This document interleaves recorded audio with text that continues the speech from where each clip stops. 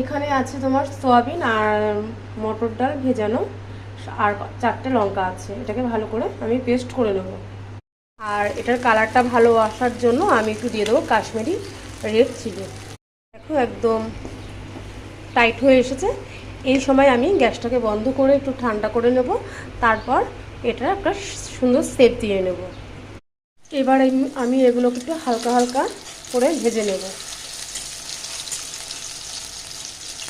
হালকা বলতে একটু হালকা লাল হবে, ব্রাউন কালার না হলে তো দেখতেও ভালো লাগবে না, খেতেও ভালো হবে না।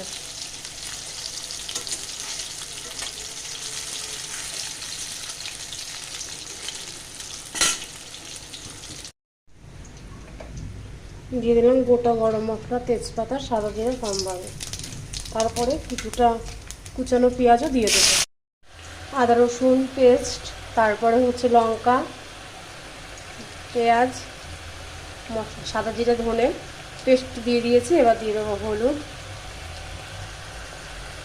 স্বাদ মতো দিয়ে দেবো লবণ, কালারফুল হওয়ার জন্য দিয়ে দেবো একটু কাশ্মীরি রেড চিলি। ভালো করে মশলাটা কষিয়ে নিই, তারপরে ফিরে আসছি। আগে থেকে ফুটিয়ে রাখা গরম জল আমি দিয়ে দিলাম।